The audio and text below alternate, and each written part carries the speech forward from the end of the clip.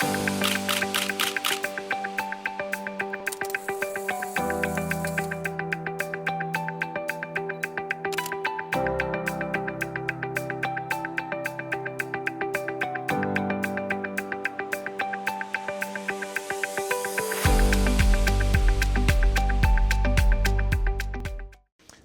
back to our show, your show, Let's Talk Stocks. In studio with us this morning, we have two fabulous guests, Miss Carrie and Henry. Now, Carrie is a philanthropist extraordinaire. But if you need funding for your NGO, whatever it is, she's your go-to person. Of course, with her is Mr. Joshua Jones, has big heritage, son of Desi Jones, of course. Joshua is CEO of a school. Welcome to the show, lady and gentlemen. Thank you, Mr. Nielsen. Absolutely great to have you this morning. Let's start with the lady, and lady in red, Carrie, talk to me about some of your philanthropic journeys and what exactly you do. Sure. So I'm from New York. I live in New York, between New York and Connecticut. And I've been in the fundraising, private sector, actually the private sector and the non-for-profit. We call it non-for-profit. Here, I believe you call it non-for-profit as well, but we're a 501c3. Here, it's NGOs. And so I've been doing that for off and on maybe last 20 years. Wow. And so my philanthropic journey started about 5 years ago. When I was a recipient, when my daughter was a recipient of her scholarship, full ride to college. And I got so engulfed in philanthropy, and then someone recruited me, and they were like, "You have the personality. You're always meeting people. You're a connector. That's what fundraising is about." And I'm like, "Okay." So I started fundraising, and super successful. So very excited to now figure out how to implement that here in Jamaica. Jamaica is born and raised, but haven't lived here over 35 years due to, the usual immigration barriers, but grateful now to be able to travel and learn about the culture and immerse myself in the culture and figure out how to be a part of the ecosystem and just uplift the civic mobility of Jamaica. Absolutely great. Jamaica is going to need you. Joshua, yes, school. Sir. We're back to school. Yes, sir. So, what are we doing there? So I'm CEO of School Jamaica, and we're on a mission to preserve our music, Jamaican music, by teaching it online.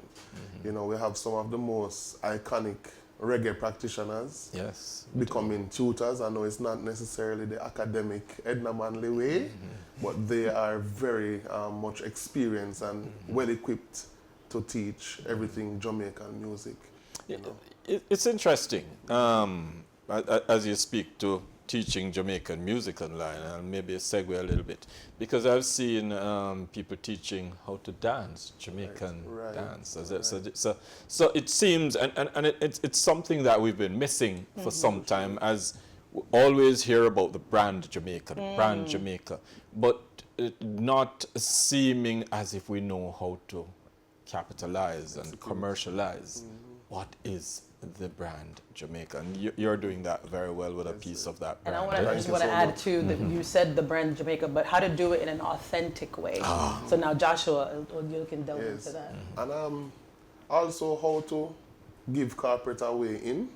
Oh yes. Because I've always, been an actual musician for the last 12 years. I've always heard from corporate people saying they don't know how to invest in reggae music. As big as it is, they don't trust some of the practitioners. It's not business ready or whatever. It's just really hard to invest in. That's why you notice that soca probably get a little bit more investment in Jamaica because it's more organized. So School Jamaica provides a nice background of organization and the culture. And so we've long been practitioners and entertainers. Sure. But you're now saying we must become business people, entrepreneurs, even while we're entertaining and having fun. For sure. 100%. Education is very serious to me. My father was a world-renowned drummer. Desi Jones. Still is a world-renowned drummer. Thank you. And he was not a trained tutor by any means, but he just had the experience. And about 7 years ago, he took me into his band, school band, and he basically retaught me everything I know about music, you know. Having been being a past student of Edna Manley, I could really see the disparity in the education levels, you know. No knock against the institution of Edna Manley, but it wasn't practical enough for me, and I find that the best teacher is experience, you know. So that's what my father did for me, and that's what I'm trying to do for kids and everybody who is willing to learn Jamaican music. And what's the reception like? How is it being received? Well, we haven't launched officially yet, but you know, social media and stuff like that, we've been getting really good responses. You know, it's People are really interested. well received, and the market is ready for it. And I've shared it with the diaspora, my own community. We have a community that I started actually as a result of the diaspora conference. And so we had the conference, and we were all excited. There were people from Canada, I think, where were Canada, was it Europe? UK, the Yes, UK, New York, UK. everywhere. All We over. were there, I don't even remember if they had the Atlanta, numbers. New York, Atlanta, we Washington. met someone from, I think she was from Africa. Right. And so we had it, but then after we left, there was no community. It's like, so where do you all go? What do we do? Or we network after the Exactly, day. exactly. Right, So I right, created right. Redefine Jamaica because I'm like, we have to, and you know, they always say, if you want change, because I'm always thinking I'm going to change the world, which I will. But they always say, if you want change, you have to change with yourself. So I said, you know what, I'm going to start with my network, my community, the Jamaicans that I know, everybody that I know, we're going to just come together and figure out how do we build, how do we grow, how do we build a bridge between Jamaica and where we are. So how can we learn about the different aspects of Jamaica and what's happening? And I shared school, and everyone's like, really? And of course, you know, I'm like, we need investors as well. Yes. Yeah, you do. You can't do it alone, which is what another thing I learned about philanthropy in Jamaica. Yes. I'm not sure how to go by the metrics here, but in America, the metrics are about 60% of funding is raised by individuals. And I was thinking, I was like, how do we segue that into Jamaica here? Because there's power in community building and giving, right? There's something called, for example, a monthly sustainer, Yes. where someone will give $20 a month to an organization that they love. Because we're all philanthropists, whether we know it or not. You know, we grew up in church giving tithes. You know, you're a philanthropist. And that's one of the big things that I love to dispel with young people is that you don't have to be a millionaire to be a philanthropist. You just have to give a gift or give anything that's meaningful to you. And so I thought about that aspect of Jamaica coming together more in a way that will uplift, you know, the financial part of the philanthropic journey I'm talking about. But anyway, that's my own figuring out how to connect us and get us together, working together, because there's power when we really come together as a community. So we'll see how that goes. On that journey. Let's look at that journey. Yeah. A philanthropic journey for you. Talk to us about some of the projects or maybe NGOs here. But Here in Jamaica? No, well, Oh, I was gonna I'm just say, saying I'm learning NGOs. about them We now. call them NGOs here, Yes. but in America you call them by a different name. Tell us some of those that you've raised funds for and why. Why? Because it's needed. So every year we give grants. So I work with an organization called the New York Women's Foundation, and we are the second largest grant making organization. So I do the work of getting the funds, and we have another department that literally gives these grants to organizations. These organizations, we give about $2 million. No, $2 million. I'm gonna go to 5.6, $10 million per year. Okay. Right? And so we have about, this year we gave to 198 grassroots organizations. And these are just women in community because we believe that the problems and solutions exist in the same community. Because of my lived experience with immigration, I'm more equipped to now gather my community. Let's figure out how to, you know, have immigration justice. Let's figure out how do we work together. So who better knows than the people that are in the community? So which is why we take so much time and money, invest back in those communities, the leaders in those communities, because we feel they have the answers. If I can give you a name, I don't know, but I gave you a range of how much. Now here, and with my own journey of philanthropy and learning about Jamaica, I had reached out to Joseph Matelon, And we became super close, and he's been like a mentor, like, showing me how it works here with the NGO. And he mentioned a few, I think it was Mustard Seed. Absolutely. I think he has his own organization, and there's also the American Friends of Jamaica, Yes. which I'm now on their planning committee. I'm planning an amazing gala in New York. Actually, school is going to perform at the gala. So talk about Wonderful. authentic musicians from Jamaica who will be in New York. It's just all like, in alignment and just working together, because they could have got anyone in America, Yes. but to get the root, the ground, what would I call it? The grassroots, the grassroots school band to come and be there, which is what I love about school, as far as the legacy that his dad left. And I think we're just taking that baton and just running with it and figuring out how we can build on that legacy as the next generation. So just a few projects, and there's one more project that I'll share too. It's called the Jam Leo. It's the Jamaican American Friends Law Enforcement. So it's an organization within the NYPD. And every year we come and we give back. We fundraise, same thing. And every year we pick a different parish. Last year we were in Montego Bay. I think we went to Cornwall College and Mount Alverna. And this year I'm not sure which schools we're doing, because we now are partnering with the the Minister of Education, so that they can kind of tell us like where the needs are. But we definitely locked in on Ocho Rios. So just different ways that I'm just trying to learn and give back, and figuring out how my philanthropic journey can just, like I said, just change the narrative of Jamaica. And so when I work to get out, when I have it and you can't trust it. No. It has to start somewhere. So I'm really excited to just do my part.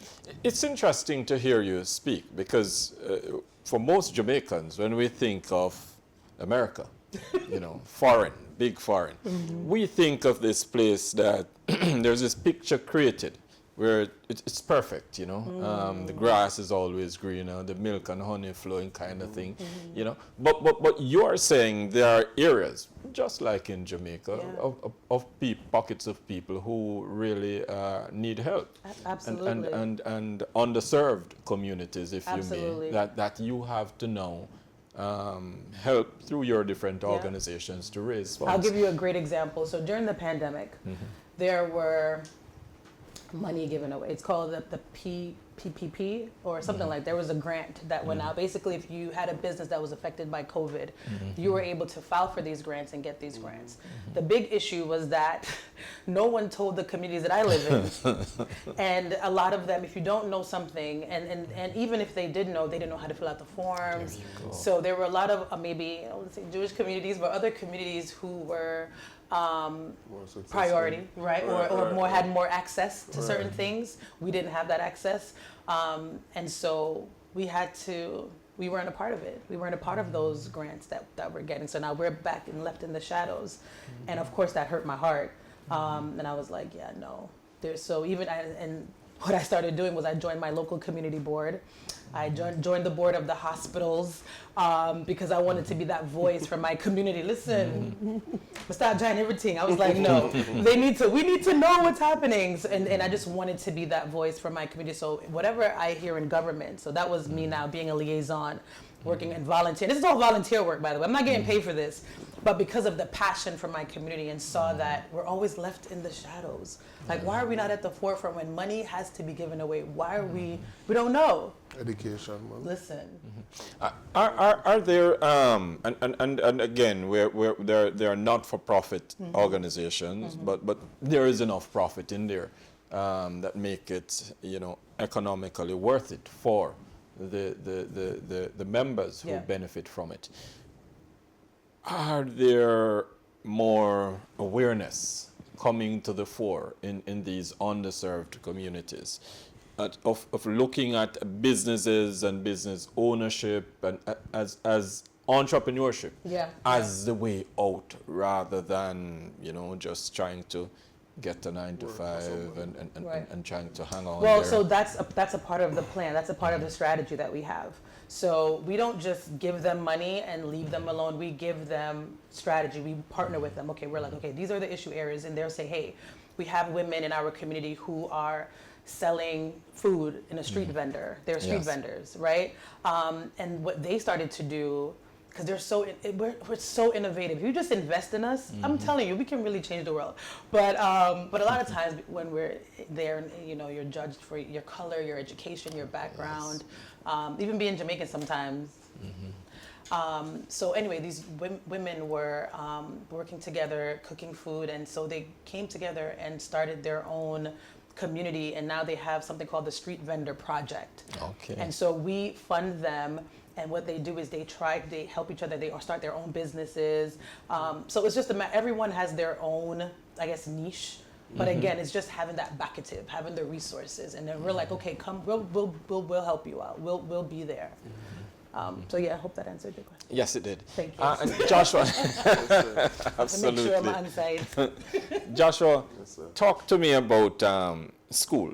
How long has this band been in existence, and your move, and why? Why exactly did you choose to follow this particular path? You could have just continued playing music. And Right. Right. So the band was started in 1988 by my father after he left Chalice. Shortly after he left Chalice, he started school band, and he decided to take a different route because you know Chalice is an artist band. Yes. They're putting out their own songs, similar to Third World. They're putting out their own hit songs, but he decided to take a different route slightly in that he was going to back up all the premier artists in Jamaica, you know, and from abroad who come to Jamaica, Yes. you know. So that's what school band has always been about. So over the years, from 1988, there's only been two members who are concrete. That was my father and the keyboard player, Chris McDonald.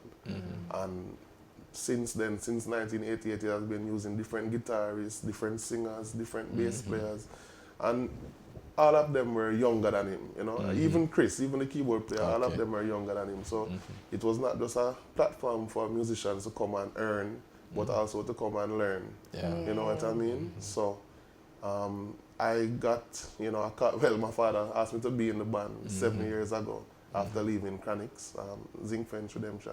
Oh. You know, so after leaving that band, my father tell me, say, I must come play with him and thing, and him basically just teach me music all over again, you know what I mean? So from that inspiration, I decided to take the baton and teach others.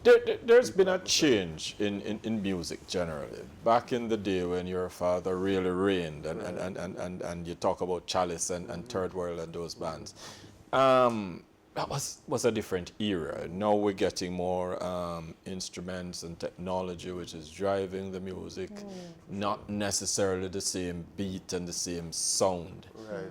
Are you finding, but yet there's still 90s dancehall which seems to be running, and 70s, 80s reggae music. So from, Yeah. sorry.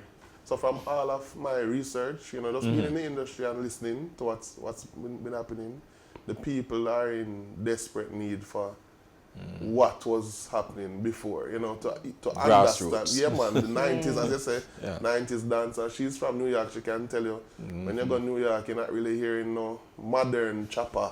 Them call it I don't even chopper know what that music. is. Sometimes I just who They don't this? really know Who are these people? Yeah, they don't know the squash them so much like how they would have still know the Beanie Man them and the Spragga Benz. the Spragga Benz and even Isla. Sasko and everybody like Cartel. Yes. You know what I mean? Old school artists by now as well, and you know we see that there's a huge need to provide the people with authentic Jamaican music, and why not teach it if we know how to teach it? Absolutely. You know, yeah. And are we finding more people looking at the music as a business? We've heard the stories of the early practitioners who didn't get their due financially. Are we finding that there are more people now who are trying to understand the business? So yes, we do it for the love, sure. as Chronic say, For sure, not for for the sure. likes. Right. But are we For the finding that likes. there are more people who are taking the business side more Yeah, man, seriously? very much so, very much. So all of my friends, even my videographer Warren is here.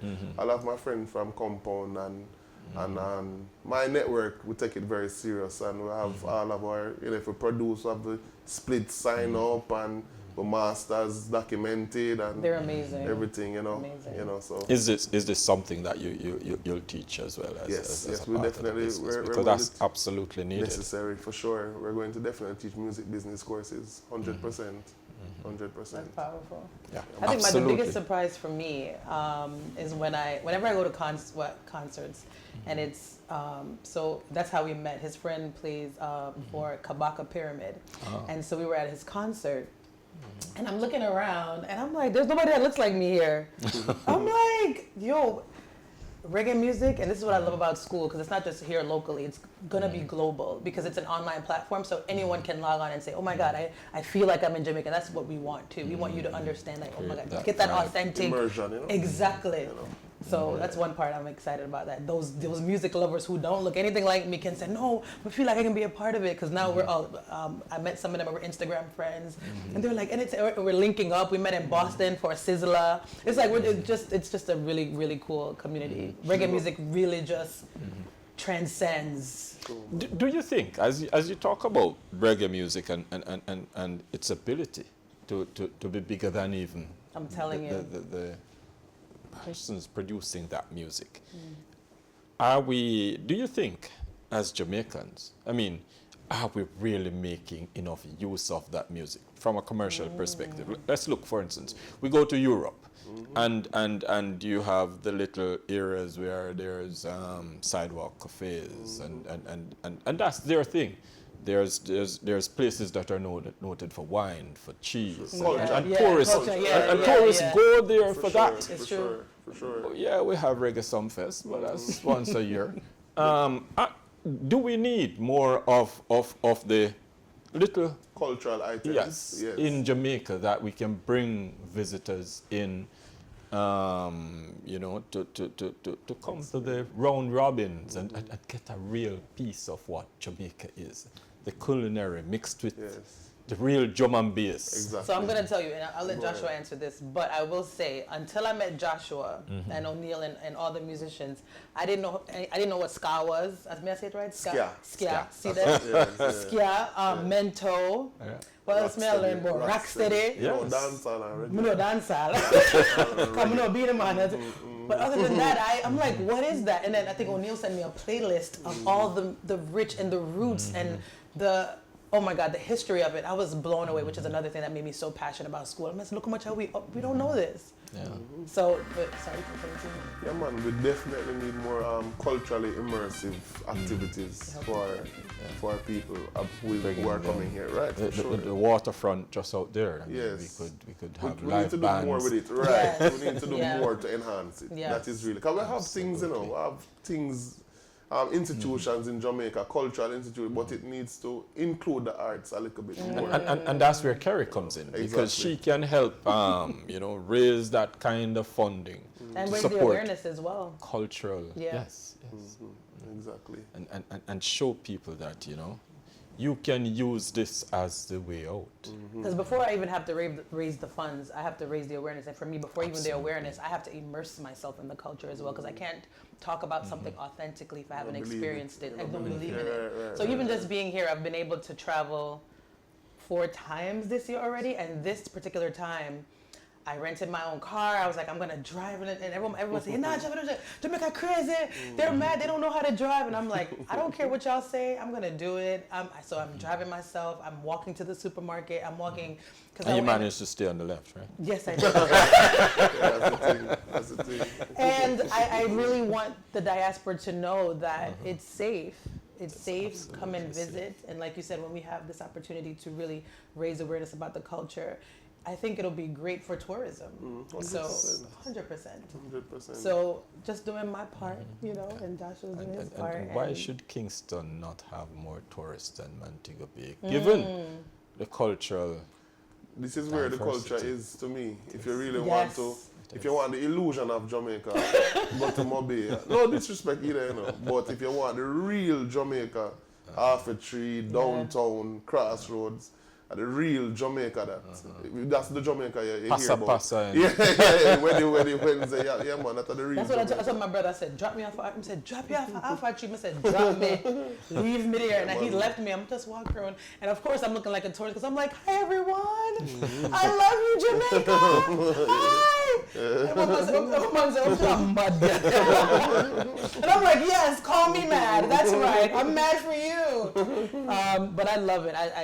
I'm trying to come back again in December. But it's just when I come here, and I think Minister Kamina Smith, I did an interview with her, and I was telling her at the conference, she said, what was it about, being here? And when she said, welcome home to everyone, I literally started to cry because I felt... I think you should tell him your story, Oh, tell him my story? A little bit of it, when you leave. Okay, so I'll share a little bit of my journey. I'm gonna try not to cry, which is why I don't talk about it much. But I left here when I was 6 years old. My dad brought me through something called bandula. Okay. Basically, they bring you on someone else's passport. And so here I am living in America, being the overachiever, and I have all my goals right. I'm going to this college. I'm gonna get this full scholarship. Blah blah blah. And then they tell me, well, you don't have your green card, you don't have your papers. And I'm like, really? Like, okay, so that should be easy.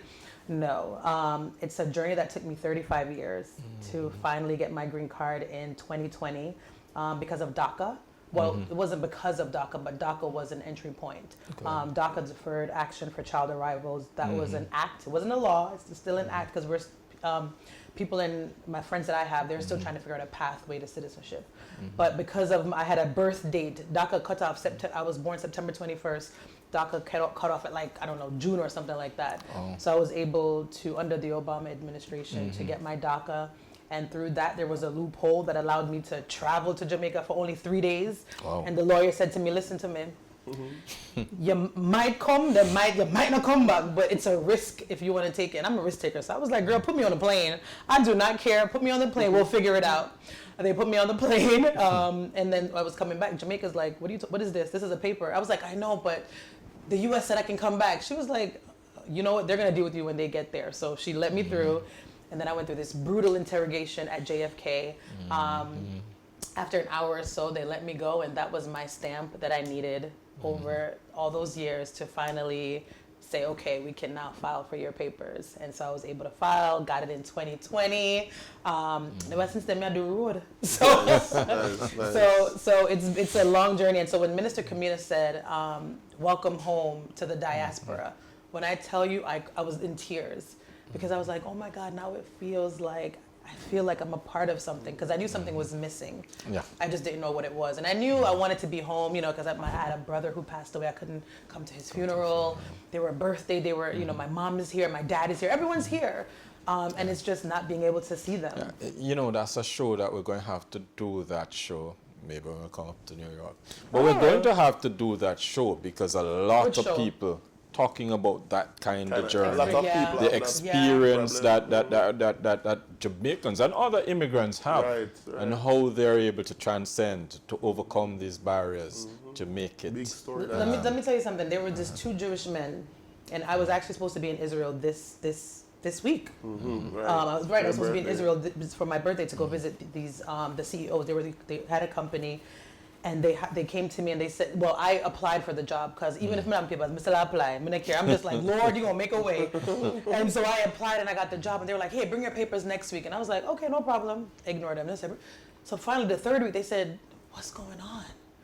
I was like, I just don't have my papers. He was like, you know what? We're going to figure something out. I don't know what it is about you. You've been working hard the past 3 weeks. We see you going back and forth. I actually learned everything in 3 weeks that they needed for me to do because that's how, Jamaica always stay. We're just resilient, hardworking. And so they saw that and they had me off the books for 17 years. 17 years, no documents, no nothing. I don't know how they did it when they got audited. But I was always safe. I was always safe. And there was this one last story I'll share. There was a man who had died. He was the CFO, Chief Financial Officer. And COVID happened, so they laid off everyone. So I got laid off in 2020. And everyone was getting severance payout. And I didn't get, she said, well, you can't get one because we have no record that you were here for 17 years on the books. So I said, okay, I did what I do. I go pray and I leave it alone. And so she calls me back a week later and she says to me, Karen, I don't know how this happened, but we found a storage box in the warehouse in South Carolina. And Alan Foreman, the man who passed away, left a note that said, if there's any issues with an employee called Carrie Ann, she was hired here, we agreed to pay her this, a whole contract saying that I started in 2003. And so she said, this letter validates for us that you've been here since, so we're going to give you for 17 years, the same severance as everyone else. I didn't even tell you that story, right? That's interesting. Oh, and that's a fabulous story and Thank a nice you. way to end the program. Absolutely great. Carrie and Henry, and you see why she has taken on the journey of philanthropy. Of course, Joshua Jones, and he's taking you to school. Absolutely great chatting with you guys today. And I'm sure we're going to... Thank you, because you are just the questions, the intentionality. And in the planet. That's what I'm saying. Just talk. You are Just amazing. talk. Thank you so much for taking the time to, I don't even know if you planned it, but to just do your research and, right? Could have planned it.